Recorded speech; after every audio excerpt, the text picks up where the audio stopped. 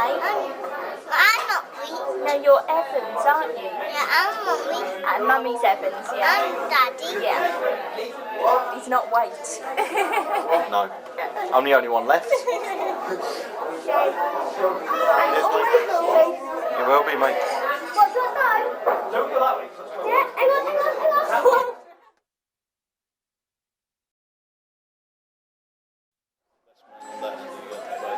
That's right, Yeah. Are you going to move the... I'm going to move it from there to there, side bank, where we discussed earlier. That's fantastic. Thank you.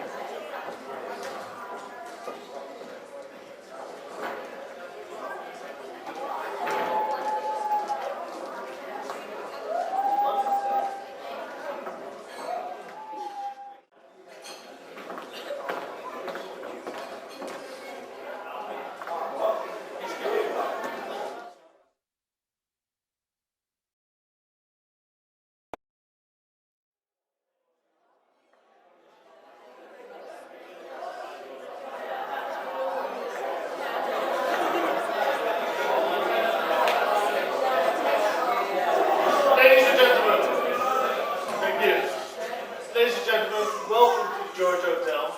Now I fully understand that you've been more than comfortable in the bar. However, this is the moment for you all to be upstanding and make as much noise as possible. Ladies and gentlemen, your bride and groom, Heidi and Mark.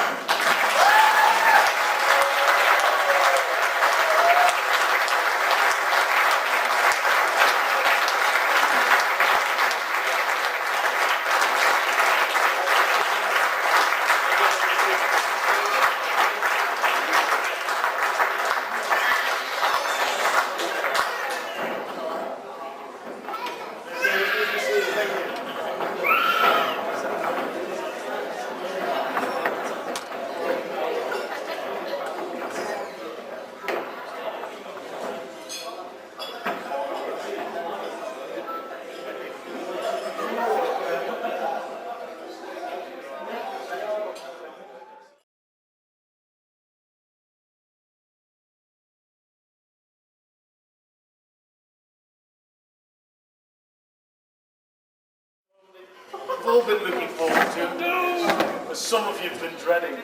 It's time for the speeches. First of all, I'm going to please ask your attention to the father of the bride, Mr. Martin Wade.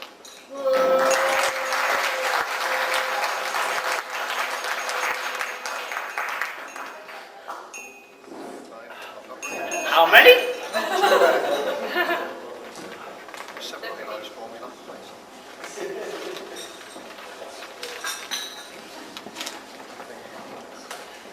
Looks like a mortgage agreement. In your own time, we're all right.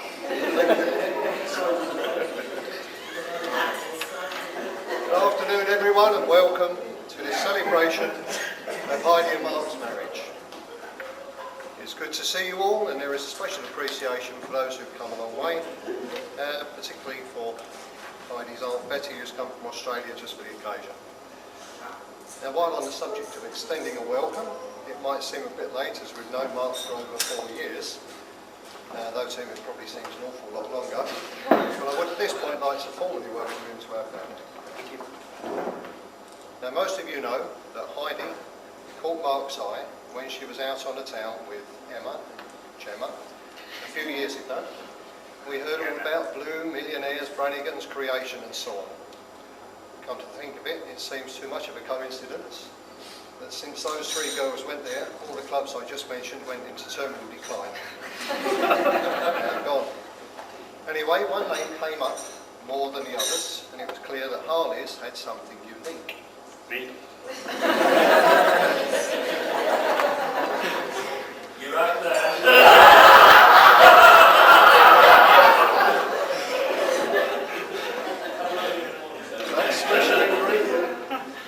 DJ Mark, and things soon clicked between him and Heidi, and the rest is history. Mark was impressed by Heidi's good looks, wit and charm. She was impressed by his easygoing manner, his sense of humour, and his exceptionally large... You know what I'm talking about.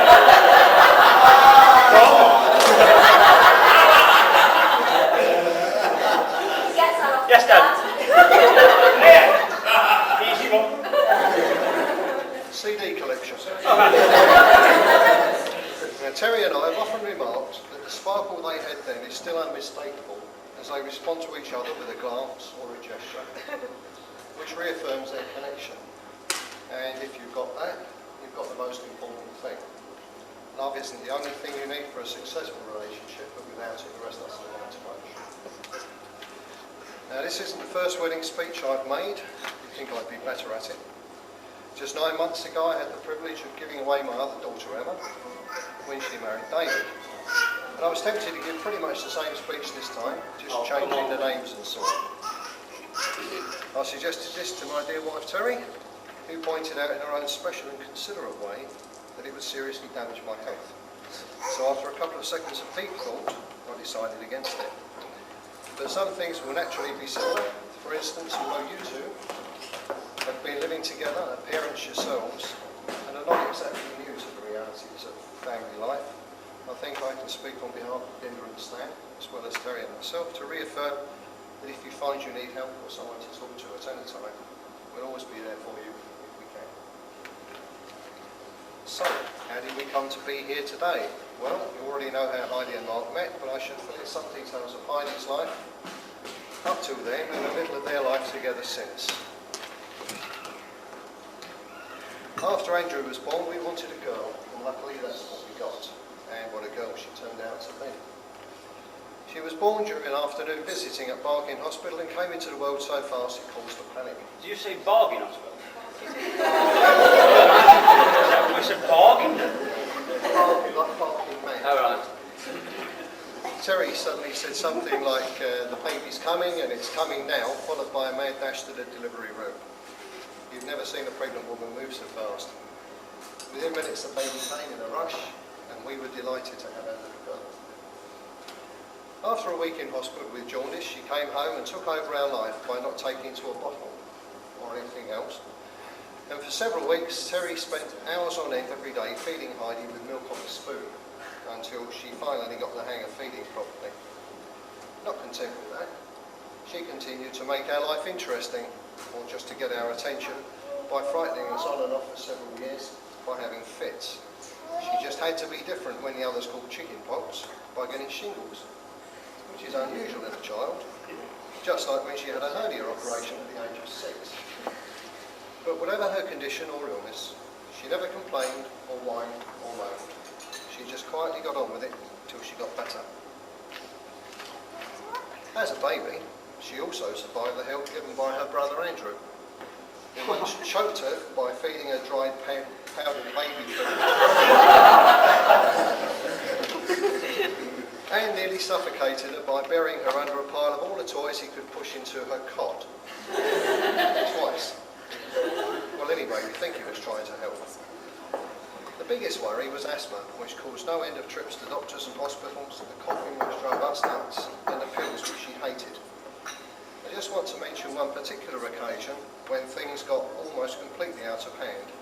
Weymouth, 1988.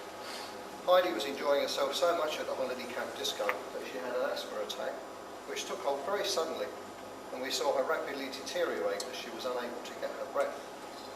It was the most frightening time of our lives. But Terry overcame her feelings of panic and with calm, patient firmness and love over what seemed like an eternity, controlled the situation and slowly brought Heidi back from the edge.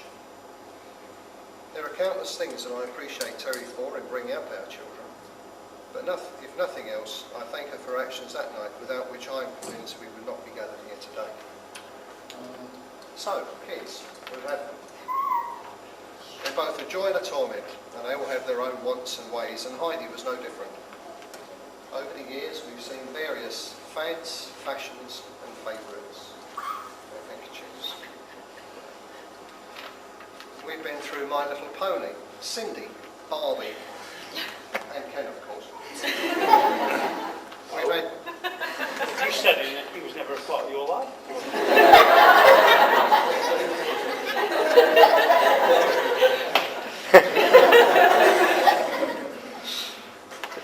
We've had dressing up and homemade plays and old handbags full of scraps of paper for till receipts, bus tickets and pretend money.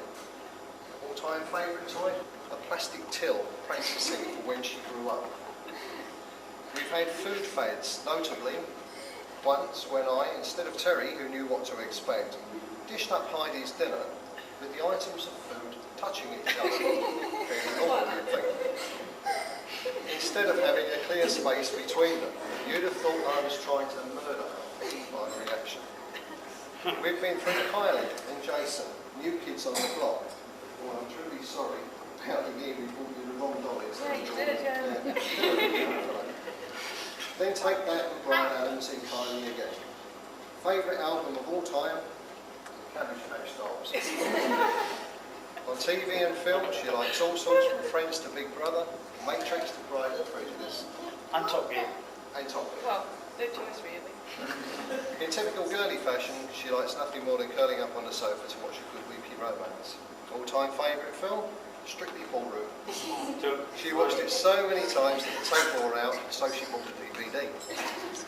Over the years, we, and by we I mean mostly myself, have had issues and debates over RR skirts, mini skirts, ankle warmers, trainers, high heels, lipstick, earrings, that damn navel ring, and I won't even mention the tattoo. That wasn't nothing to do with me, no. Yeah, whatever. No. Do I have her? Of course I do. Now, we've often been asked why we chose the name Heidi. Well, because we liked it. And because it was in our minds, because of the child in the book and film. We obviously took a risk that she would grow up to fit the image, but as it turns out, it would have been a safe bet. We thought the name was unusual, different, individual, until she went to Campbell Infants and met the only other Heidi in the school's 60-year history in the same class.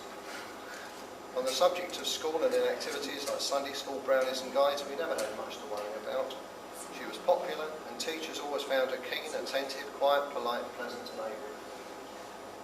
Even when we moved here, it didn't take long to be settled and doing well, and she soon became a prefect at her school with a string of GCSEs. When she was 16...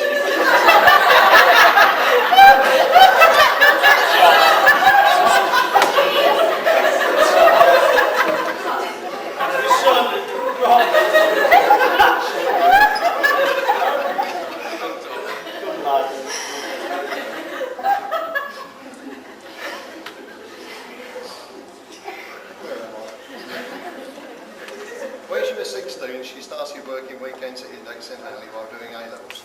Being busy with college, with work and with being a teenager, like so many young people's parents, we got used to seeing her only for short amounts of time. Conversation often being limited to things like, hi, bye, what's for dinner, and I'll be in my room. Like many at that stage of life, it wasn't easy, but she impressed at Index, becoming a supervisor, and after college went on to an HND course in Business Studies at Staffordshire University. In the year 2000, we were thrilled to attend a graduation ceremony at Trenton Gardens. Followed a year later as her hard work again paid off when she was awarded her degree. For Terry and myself, it was one of our proudest moments. In 2002, life took a new direction when she found she was expecting, and later that year she and Mark moved into their home in Tunstall. Thomas was born the following June, and now of course they have James as well. And is she doing a good job as a mum? Well, you only have to look at those two lovely, lively little boys to know the answer. Having the boys brought out a maternal side that some may not have seen before, but the signs were there as a child when she was always playing at being mum by using Emma as a living doll. Though Emma didn't always enjoy the fun quite so much. And I'll never forget when a teacher told us how impressed she was with Heidi, who at the age of about 12 on a school trip had given up her own enjoyment all day to look after a friend who was unwell. We weren't surprised because she always did and still does go without herself in order to give priority to those she cares about. Well, that's enough for the CV. But am I going to stop praising my daughter? No. Heidi has always found criticism difficult, but it's not arrogance because she's also never found it easy taking praise either. Likewise, she's never liked having a photograph taken because it puts her in the spotlight, and being up here at the centre of attention and looking fabulous as she does today is an uncomfortable mixture of pleasure and pain. Looking back, Terry and I can see a lot of Heidi the woman in Heidi the child. When they were small, Andrew was always ready for cuddles. Emma was all over you like a rash. but Heidi didn't like fussy affection unless she was really upset. And that's the same today. You could always tell her mood or emotions from her face, and that's the same as well. Happy, sad, irritated, glad, bored or completely mad. It's there for all to see. She can be impatient and bossy, but this hides her natural shyness. She's quick-witted, intelligent, thinks deeply and is caring and thoughtful about the things and people that matter most to her.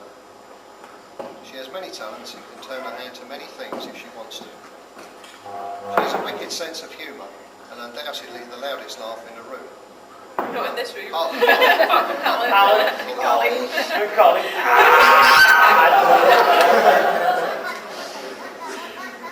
and if all that's not enough, our beautiful little girl has become this beautiful young woman. So it's not really surprising that Mark chose her to share his life with. He can himself be surprising at times, none more so than that day last summer when he took Heidi out for lunch. They'd always told everyone that marriage isn't important.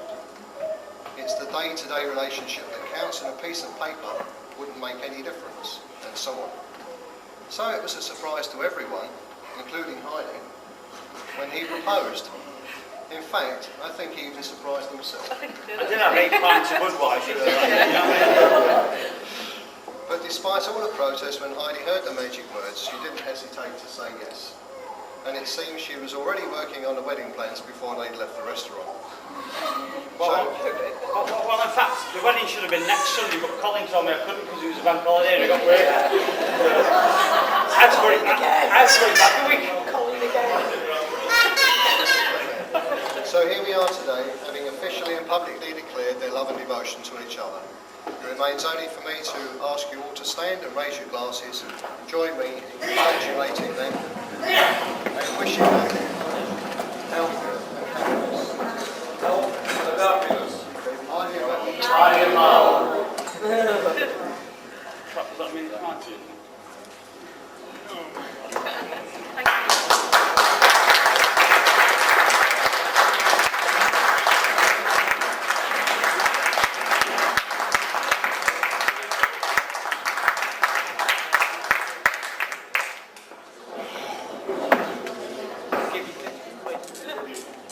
Ladies and gentlemen, he's been looking forward to this.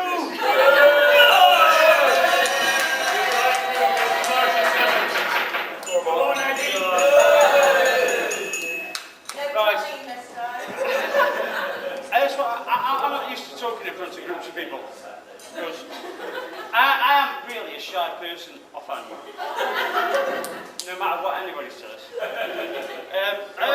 just want to say thanks to everybody. Hey! Can I say a big shout out to the bar staff? I just want to say a big shout. A big thanks going out to everybody who's been here today and all the families, Heidi's family that have travelled down today, because it really means a lot to both of us, doesn't it? And I've been absolutely bricking myself about today, to be honest with you. Well, it's just been really... Get off! Keep out of you. I just want to say thanks to both parents, mum and dad. Heidi's mum and dad, or my mum and dad now. I'll come and see you for a loan soon.